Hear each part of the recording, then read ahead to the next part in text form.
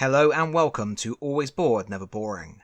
I've got a pretty exciting video for you today because I was recently contacted by the team at Into the Unknown, creators of the popular boss battler and enormous table hog Aeon Trespass Odyssey. They are currently gearing up for a Kickstarter launching on the 3rd of December 2024 to create their brand new game Enormity, something which they are calling a co-operative extraction crawler. They wanted to know if I would be interested in checking out a prototype to see what it's all about. Well, here I am talking about it, so I obviously said yes. Enormity immediately caught my interest. It's a Lovecraftian science fiction adventure game for 1 to 4 players, a Metroidvania, clearly drawing inspiration from sources such as Aliens, Dead Space and Event Horizon. It's campaign based with legacy-like elements in the form of reusable stickers to adapt your environment and envelopes of secrets to unlock, but with the option of playing one-shots. And Into the Unknown are promising a more compact and accessible experience compared to Aeon. I have to give them credit, they know how to grab your interest. My prototype, and please note this is a prototype and therefore everything is subject to change, arrived in a huge box with compelling art that evokes the mystery and existential dread of 2001: A Space Odyssey. It was accompanied by a munitions crate bearing the National Aeronautics and Space Force logo, with a real combination lock hanging off the side. No instructions, no indication of what it was or if it was even part of the actual demo, just a black box of mysteries. And yes, I did follow the clues, figure out the combination, and peek inside. I am sure you are all interested to take a look as well, so let's... When you open the game box, you are immediately presented with this. This is the O from the Enormity logo, but it is also a portal, a singularity point, a rend in the fabric of reality, a gate to worlds at the edge of the universe. Don't look into it too long, the void has a tendency to look back. So yes, this is a compelling presentation, dripping in theme, housed in a tantalizingly vague box containing all the secrets of the universe and beyond. The story is gripping. You and up to 3 friends are a crew of NASF astronauts tasked with boarding the stricken vessel Shepard, which has returned home after decades exploring the vast reaches of space. Your mission? Investigate where the ship has been and what may have happened to it. However, something is very wrong. Monsters roam the ship, and the vessel's automated course is taking you deeper and deeper into the depths of space, to a final destination beyond your comprehension. And while you can influence the ship's journey, there is a terrible inevitability to your adventure. Space is infinite, but time is running out.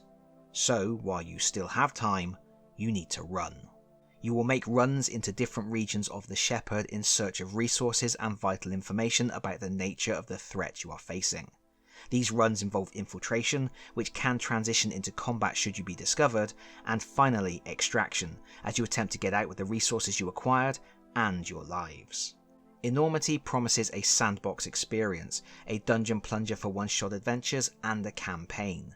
But for this prototype, first contact comes in the form of the Dark Side of the Sun demo, a way to learn the core mechanisms and experience a close encounter of the third kind for the first time.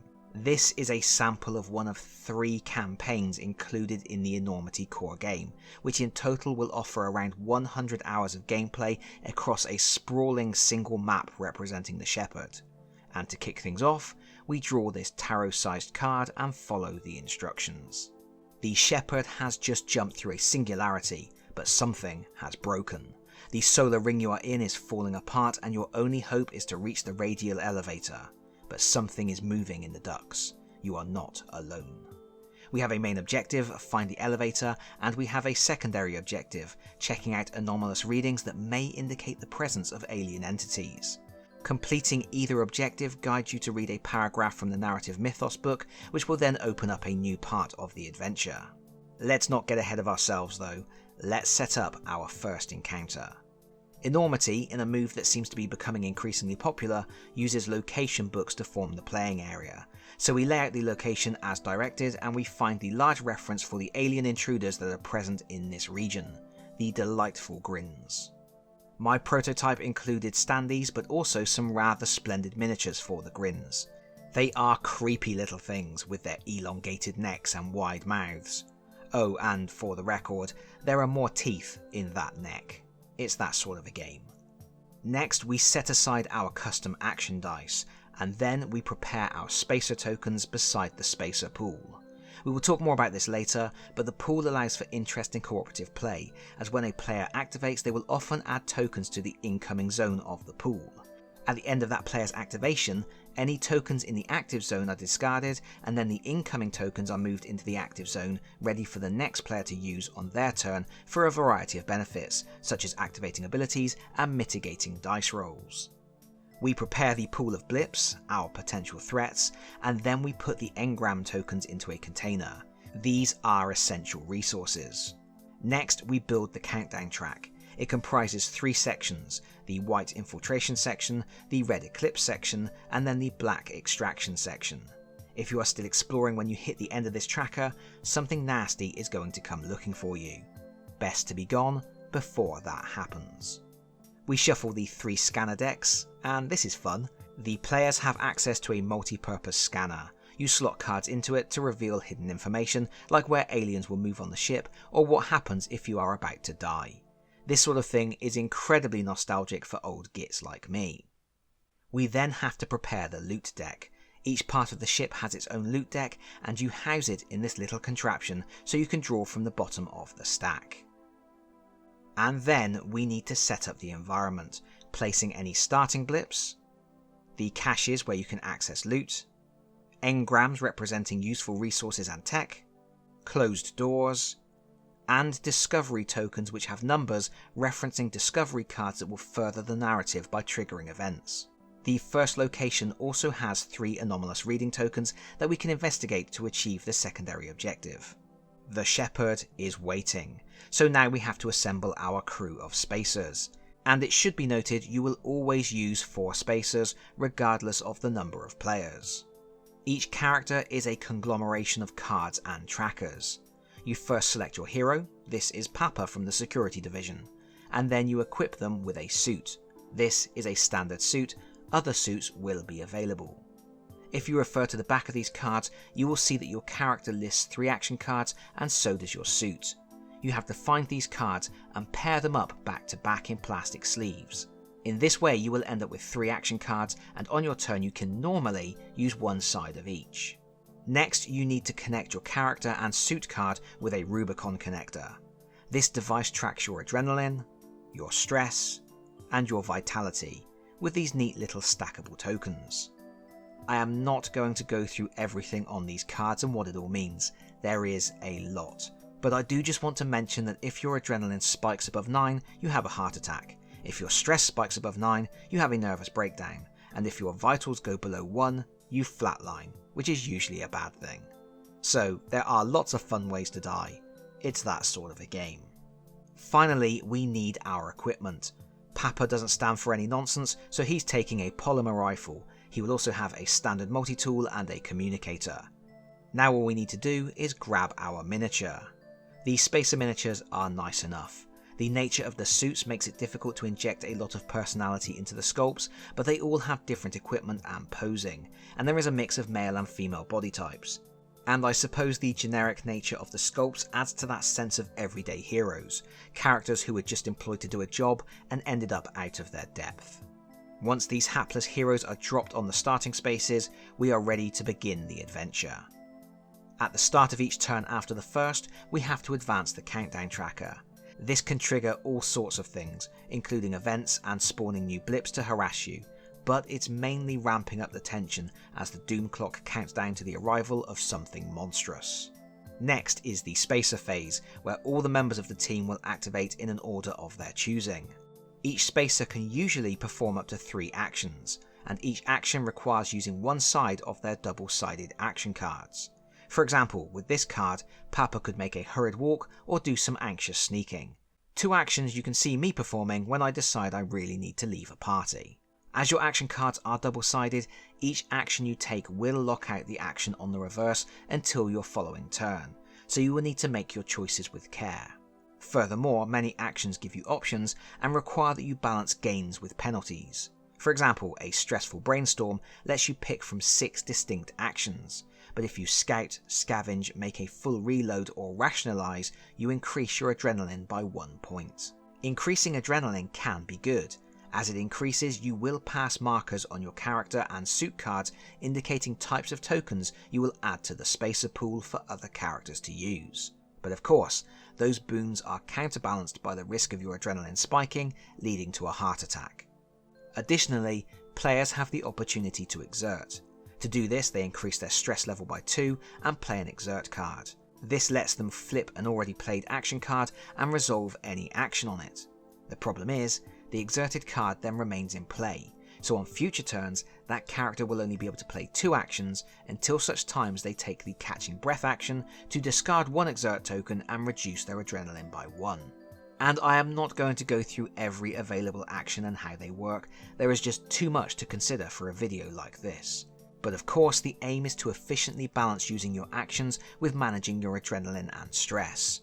You are against the clock, so you need to move quickly, but you don't want to move too quickly.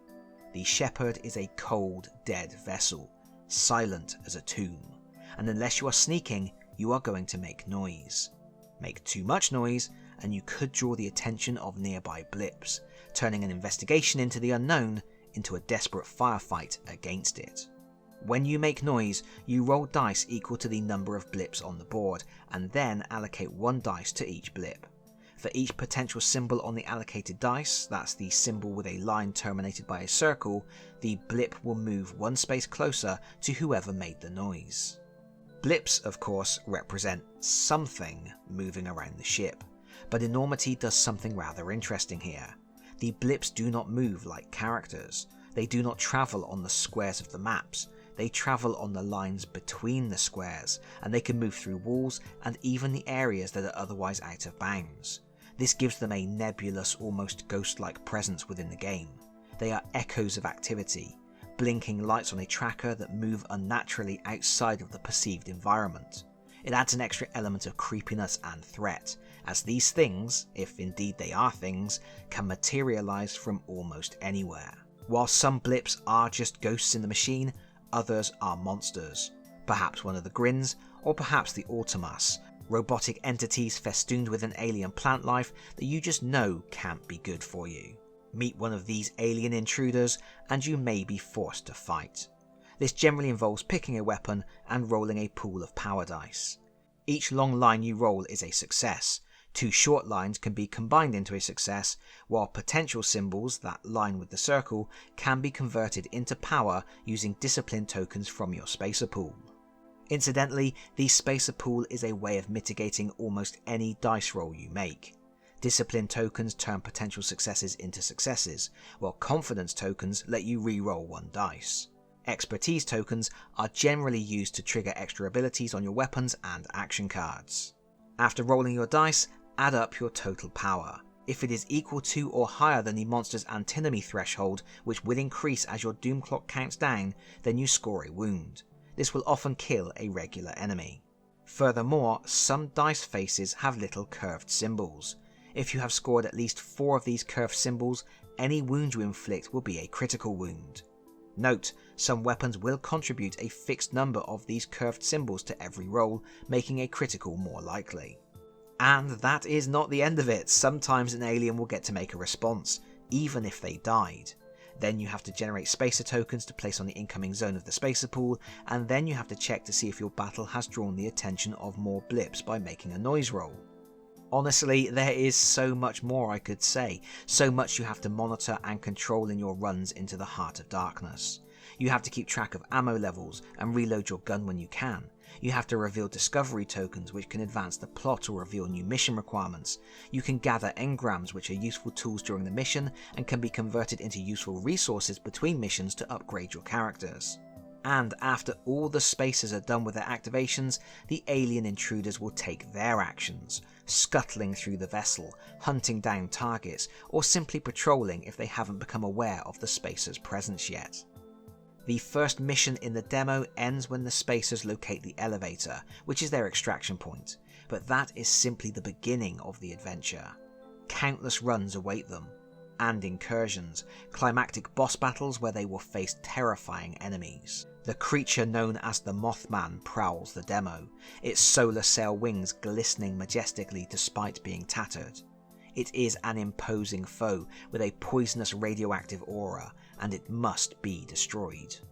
But this is no simple creature. Like all the bosses, it has a complex AI system to determine how it should act. Bosses also have a deck of body part cards. When a spacer attacks, they draw the top card to see which body part they are targeting, what antinomy threshold they need to match or beat, and what kind of response the boss will have to the attack. Like here, we are attacking the Mothman's wing-like plating. If we fail to cause a wound, we are knocked down. If we wound the Mothman, we gain radiation. If we score a critical wound, not only have we damaged the creature, we have also harvested a useful piece of equipment. I have to say, this game is dense. No, I don't mean stupid, I mean packed. There is so much going on, so many intricate intertwined systems. Really clever stuff. But I'm not entirely sure it's the compact accessible game system Into the Unknown told me it was. It lives up to its name. This game is huge. Richly thematic, evocative, thoughtful, beautifully presented, sometimes baffling, littered with esoteric iconography that isn't immediately comprehensible, and complex. And that complexity, something which generally dissuades me from delving too deep into a game, does feel narratively relevant here. It captures the meticulousness of space travel, the risk involved in even the simplest of actions, the way in which these brave adventurers in the grim empty loneliness of the far beyond must carefully weigh every decision they make, and only have their colleagues to help them. They are in an environment where nothing is easy, where even breathing cannot be taken for granted, and where advanced suits and technology, employed with skill and precision, are their only protection. Everything is balanced. Do you fire one shot in the hope of downing one alien as quietly as possible, or do you activate a burst of firepower knowing it will make your presence known all around the sector? Do you spend a valuable action picking up a weapon cache, or do you instead use spacer tokens from the spacer pool to do a fast scavenge action, saving an action but reducing your options for mitigating your failures later in the round?